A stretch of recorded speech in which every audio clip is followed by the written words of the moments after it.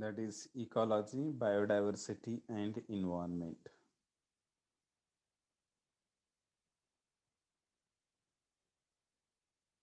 अब देखो इकोलॉजी किसे बोला जाता है. This term ecology is derived from two subterm ones. That one is icos and another one is logos. Icos का मीनिंग है लिविंग प्लेस और लॉगस का मीनिंग है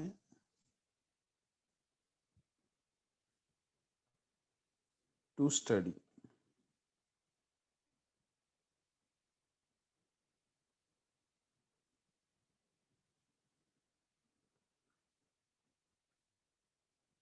तो इकोलॉजी का मीनिंग है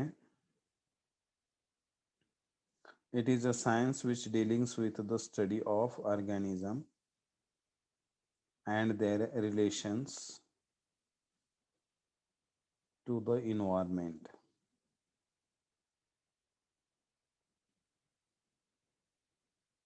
ये ऐसा साइंस है जिसमें ऑर्गेनिज्म की रिलेशनशिप उसके इन्वायरमेंट के साथ कैसे होती है. How there is the interaction between the living organism amongst them environment, उसको बोला जाता है that is called as ecology. Haeckel नाम का साइंटिस्ट था जिसने सबसे पहले इकोलॉजी को डिफाइन किया.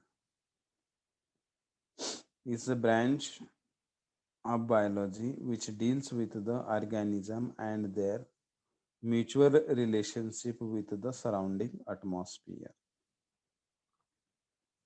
इकोलॉजी एक ऐसी ब्रांच है जिसके अंदर लिविंग ऑर्गेनिज्म का रिलेशनशिप सराउंडिंग इन्वायरमेंट के साथ कैसे हो जाता है, उसको क्या बोला गया, इकोलॉजी ऐसे बोला गया. जैसे कि how living organisms are dependent on the environmental factors, how they interact with the environmental factor. वो environmental factor के साथ में interact कैसे हो जाते हैं उसको ecology बोला गया ना. how plants get the water, sunlight, carbon dioxide, या हाउ एनिमल ब्रीथ, वो कौन से फैक्टर के ऊपर डिपेंडेंट रहते हैं, how they get the food material, उनको फूड कैसे अवेलेबल हो जाता है, इससे भी फैक्टर के बारे में स्टडी करना उसको क्या बोला जाता है, that is called as ecology. Reiter नाम का फर्स्ट साइंटिस्ट था who used the term ecology. वो साइंटिस्ट ने सबसे पहले इकोलॉजी नाम का टर्म यूटिलाइज किया. और इंडिया के अंदर professor R Mishra is known as father of ecology. Indian father of ecology किसे बोला जाता है, आर मिश्रा को बोला जाता है. अब इकोलॉजी दो ग्रुप के अंदर स्टडी की जाती है. There are two groups of ecology, autecology and sin ecology.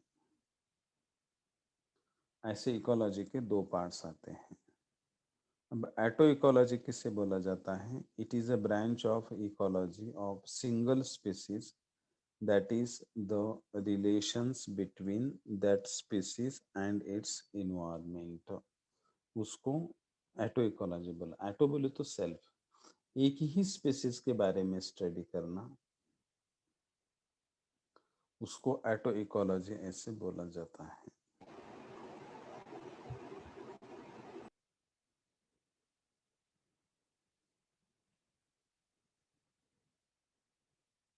Sin ecology, it is the ecological study of interrelationship amongst communities of organisms of any specific region. It includes population ecology, community ecology and ecosystem ecology. Synecology के अंदर बहुत सारे population एक साथ मिला के या communities, उनमें क्या रिलेशनशिप रहते हैं, इसको बोला जाता है सीन इकोलॉजी, ऐसे बोला जाता है।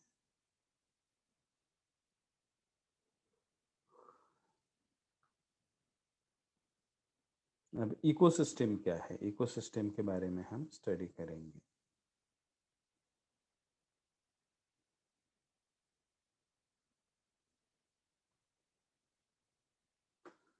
The term ecosystem was first of all given by scientist E.G.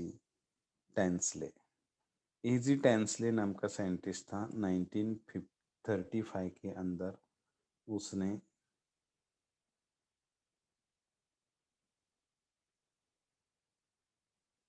Ecology नाम, इकोसिस्टम नाम का टर्म यूटिलाइज किया। अब इकोसिस्टम क्या रहती है, that is the interaction between living and non-living component of environment is called as ecosystem.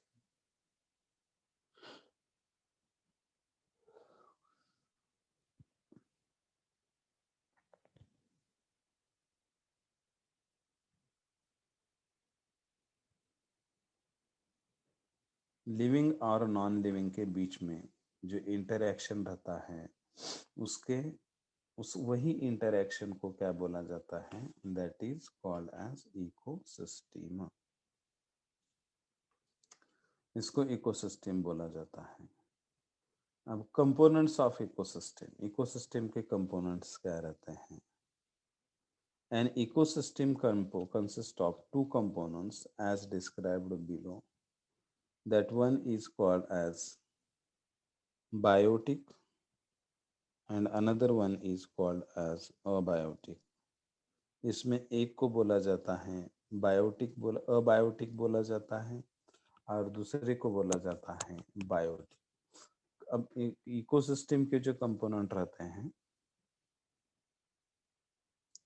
उसमें abiotic कौन आते हैं, तो अबायोटिक बोले तो these are nothing but the non living factors, ये नॉन लिविंग फैक्टर्स आ जाते हैं। और बायोटिक बोले तो कौन से फैक्टर आ जाते हैं, biotics are nothing but the living components, ये लिविंग कंपोनेंट आ जाते हैं। अब अबायोटिक के अंदर जो नॉन लिविंग फैक्टर्स आते हैं उसमें पहले आते हैं फिजिकल कंपोनेंट्स, और वो जो फिजिकल कंपोनेंट्स हैं उसमें एक आता है टेम्परेचर, दूसरा आता है वाटर, और तीसरा आता है air. Temperature, water and air, these are the three different physical factors या physical components. Inorganic matter, inorganic matter के अंदर आता है नाइट्रोजन, कार्बन, पोटेशियम, ये इनऑर्गेनिक के अंदर आ जाते हैं। और ऑर्गेनिक मैटर के अंदर आ जाते हैं प्रोटीन्स, कार्बोहाइड्रेट्स, लिपिड्स एक्सेट्रा। तो ऐसे ये अबायोटिक, अबायोटिक बोले तो जो नॉन लिविंग फैक्टर्स रहते हैं, फिजिकल, इनऑर्गेनिक और ऑर्गेनिक।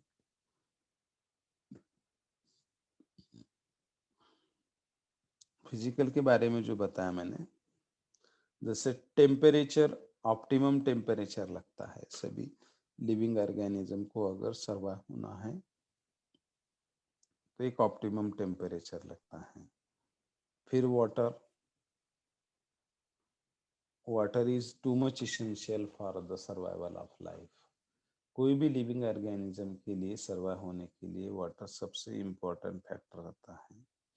और एयर, एयर भी इम्पोर्टेंट फैक्टर रहता है। इनऑर्गेनिक मैटर, इनऑर्गेनिक मैटर के अंदर नाइट्रोजन आता है, कार्बन आता है, पोटेशियम आता है।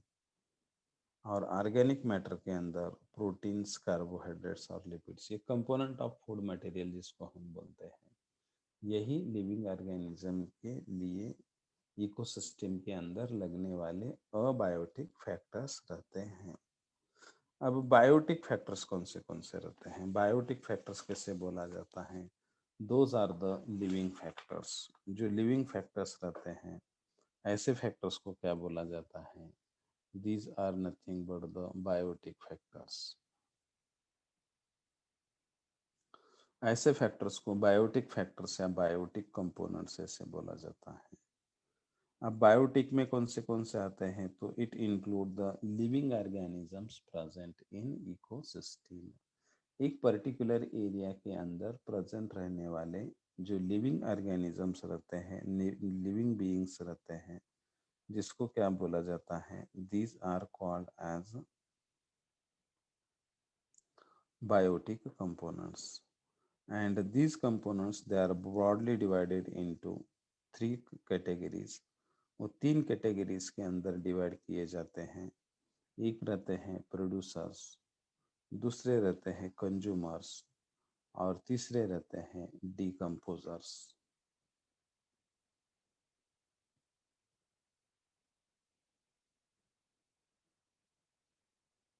अब प्रोड्यूसर्स किससे बोला जाता है?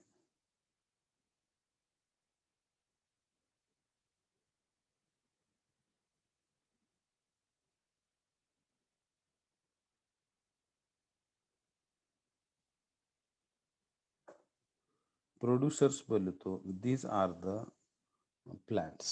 ये सभी प्लांट। प्रोड्यूसर बोले तो फूड प्रिपेयर करने वाले जो रहते हैं, उनको क्या बोला जाता है? These are called as producers.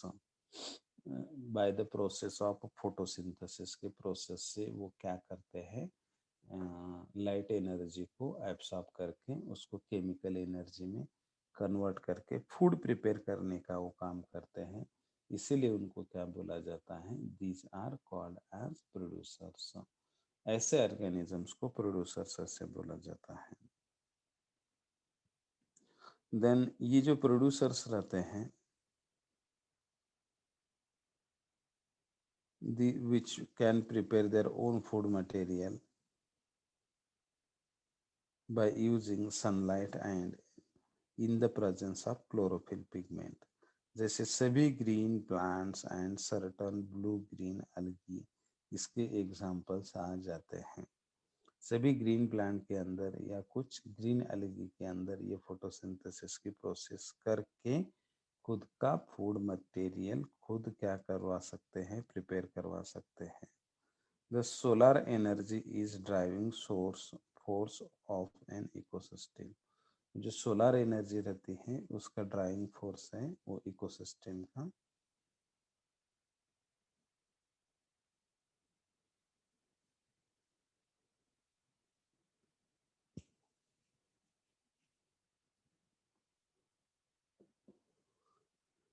अब कंज्यूमर्स। कंज्यूमर्स किसे बोला जाता है? Consumers are the organisms which feed on other organisms or their parts. Consumers बोले तो एनिमल्स आते हैं जो कि दूसरे के ऊपर डिपेंड रहते हैं, दूसरे को कंज्यूम करते हैं। ऐसे ऑर्गेनिज्म को क्या बोला जाता है? Such type of organisms are called as consumer, specially which feed on producers, जो प्रोड्यूसर के ऊपर फीड हो जाते हैं या प्रोड्यूसर को खा जाते हैं। जैसे प्लांट के ऊपर एनिमल्स डिपेंड रहते हैं, तो प्लांट्स क्या हो गए? प्रोड्यूसर्स हो गए, जो फूड को प्रिपेयर कर देते हैं। और एनिमल्स क्या हो गए? तो animals are nothing but the consumers. सभी एनिमल्स कंज्यूमर्स रहते हैं।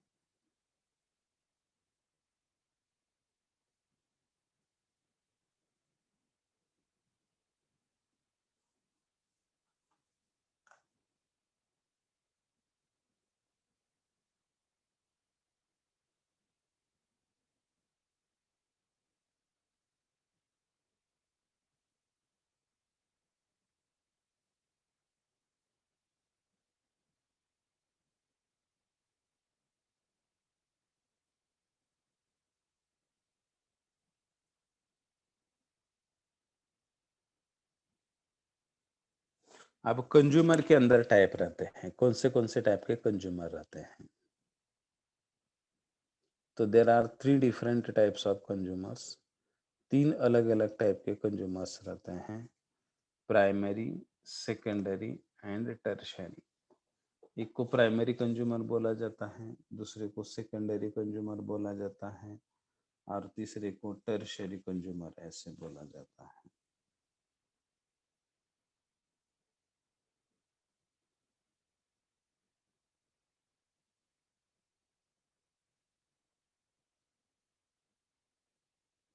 अब primary consumer only consumes producers, कि जो सिर्फ प्रोड्यूसर को खा जाते हैं, प्रोड्यूसर के ऊपर डिपेंडेंट रहते हैं, ऐसे कंज्यूमर को क्या बोला जाता है?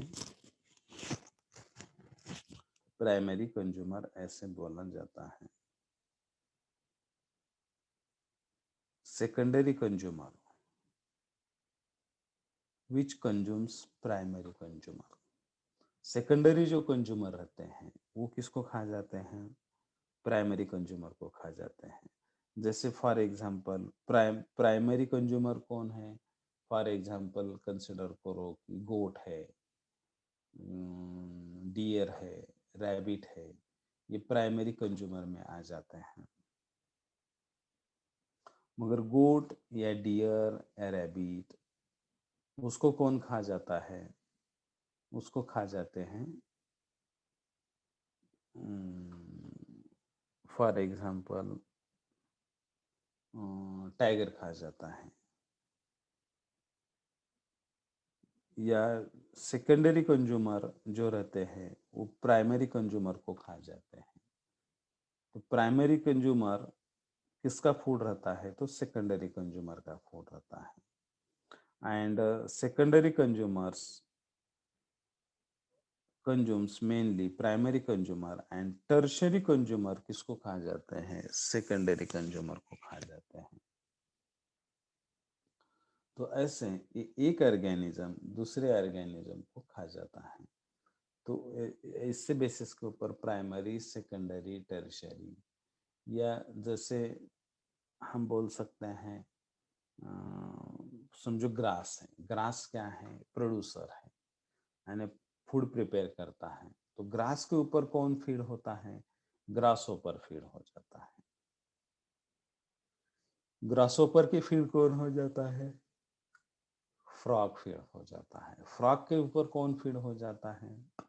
स्नेक फीड हो जाता है। स्नेक के ऊपर कौन फीड हो जाता है? तो ईगल फीड हो जाता है। तो ऐसे एक दूसरे के ऊपर एक दूसरे को खा जाता है, उसको बोला जाता है, that is called as primary, secondary, tertiary, क्या बोलते हैं? कंज्यूमर्स बोला जाता है।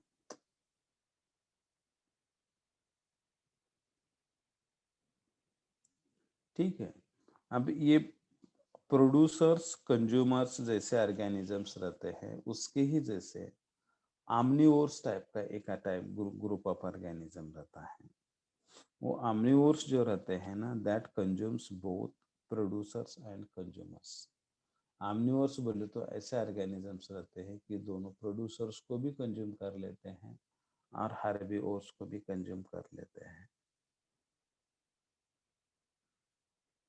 and with feeds on both, that is producers as well as consumers, ऐसे organisms को क्या बोला जाता है? such type of group of organisms is called as omnivores। ऐसे ग्रुप ऑफ ऑर्गेनिज्म को omnivores ऐसे बोलते हैं। अब omnivores में कौन आता है? For example human beings. Human being किसका एग्जाम्पल है? तो omnivores का एग्जाम्पल है, which feed on both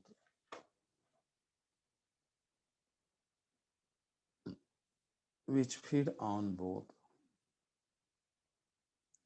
that is producers as well as consumers, दोनों के ऊपर जो फीड हो जाते हैं उसको आमनिवर्स बोला जाता है। और नेक्स्ट आ जाते हैं डेट्रीवोर्स। ये डेट्रीवोर्स जो ऑर्गेनिजम्स रहते हैं This tissue of dead organism either producers, consumers and organic wastes.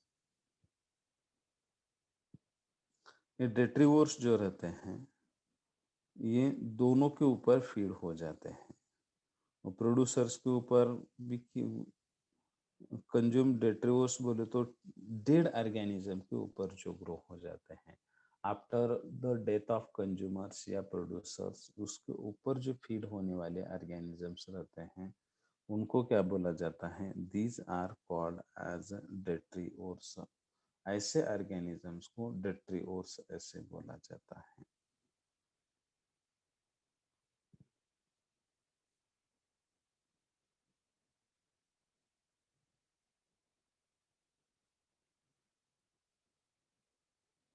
अब डिकम्पोजर्स क्या रहते हैं? तो these are the organisms which feed on dead bodies of organism and organic waste of living organism। Example उसमें termites आते हैं, Beatles आते हैं, बैक्टीरिया आते हैं, सैप्रोफिटिक बैक्टीरिया आते हैं, फंजा आते हैं, यानी मशरूम आता है। ऐसे सभी ऑर्गेनिजम्स को क्या बोला जाता है? डिकम्पोजर्स ऐसे बोला जाता है। तो जो डेड बॉडी के ऊपर ग्रो हो जाते हैं या ऑर्गेनिक वेस्ट के ऊपर जो ग्रो हो जाते हैं, जो डिकम्पोजर का रोल ही रहता है, they are responsible to convert the dead organic matter into inorganic soluble matter के अंदर जो कन्वर्ट करवाते हैं उनको क्या बोला जाता है? These are called as decomposers. ऐसे ऑर्गेनिजम्स को क्या बोला जाता है? डिकम्पोजर्स ऐसे बोला जाता है।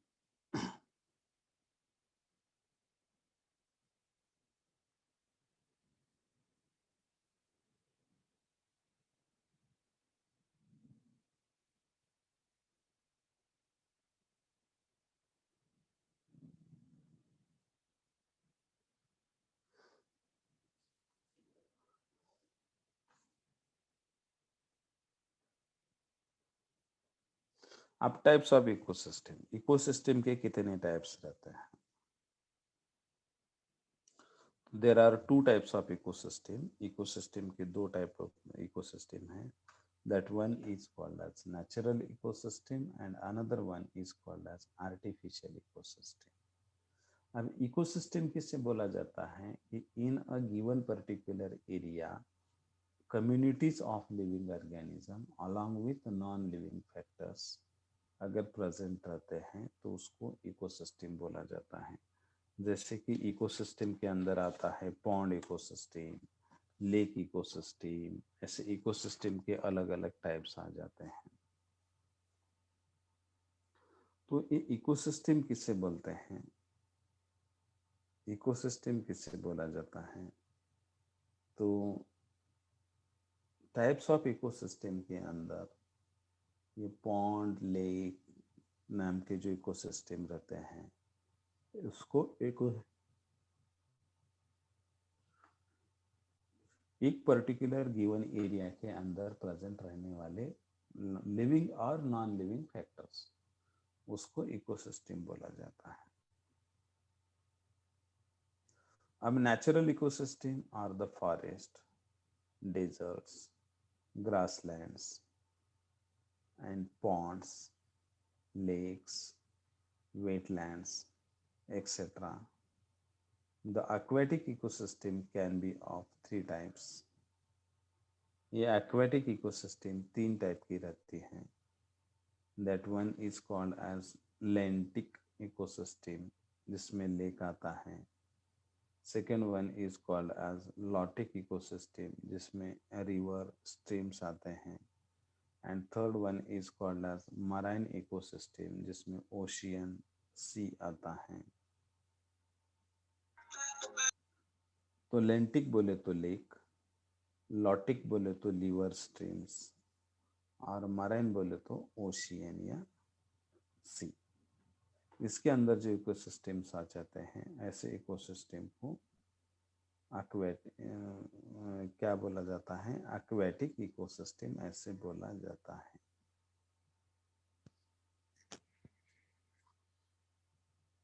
आर्टिफिशियल इकोसिस्टम बोले तो जो मैनमेड इकोसिस्टम रहती है, ह्यूमन बीइंग ने क्रिएट की वाली जो इकोसिस्टम रहते हैं उसको मैनमेड इकोसिस्टम ऐसे बोला जाता है। The manmade ecosystem are gardens रहते हैं, उसमें एक्वेरियम्स रहते हैं और क्रॉप फील्ड्स रहते हैं। ऐसे इकोसिस्टम को क्या बोला जाता है? That is called as artificial ecosystem.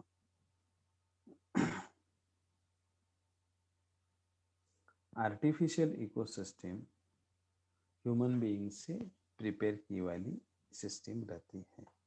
तो ऐसे इकोसिस्टम के दो टाइप रहते हैं, एक नेचुरल इकोसिस्टम रहती है और दूसरी आर्टिफिशियल इकोसिस्टम रहती है।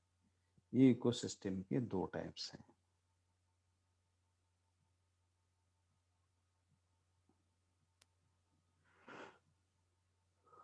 अब एनर्जी फ्लो इन इकोसिस्टम।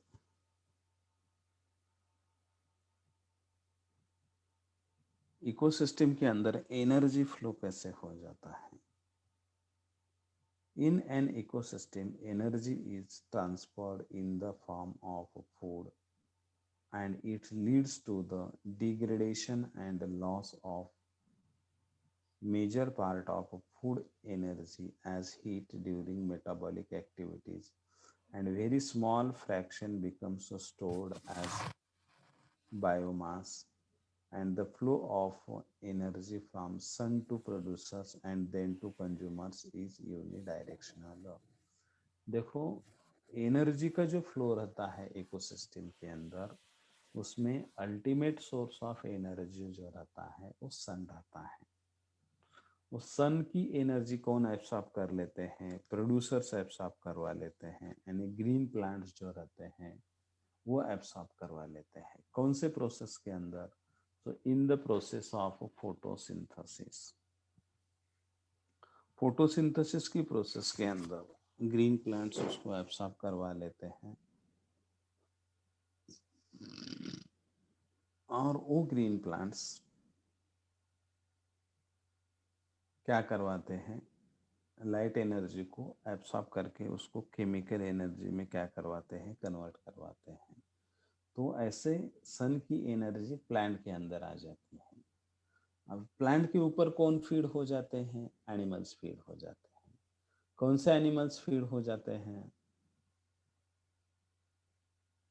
तो प्लांट के ऊपर फीड होने वाले जो एनिमल्स रहते हैं वो प्रोड्यूसर्स के ऊपर फीड होने वाले प्राइमरी कंज्यूमर रहते हैं। तो प्रोड्यूसर की एनर्जी किस में चली जाती है? सन से एनर्जी प्रोड्यूसर में आते हैं, प्रोड्यूसर में से वो एनर्जी प्राइमरी कंज्यूमर में चली जाती है। फिर प्राइमरी कंज्यूमर के ऊपर कौन फीड हो जाता है? सेकेंडरी कंज्यूमर फीड हो जाता है। और सेकेंडरी कंज्यूमर के ऊपर कौन फीड हो जाता है? तो टर्शियरी कंज्यूमर फीड हो जाता है। तो primary feed on secondary, secondary feed बस प्राइमरी के ऊपर सेकेंडरी, सेकेंडरी के ऊपर टर्शियरी। ऐसे करते करते the flow of energy is always unidirectional. वो रिवर्स नहीं हो जाता, कभी ऐसा उल्टा नहीं आ जाता, और ऑलवेज यूनि डायरेक्शनल रहता है।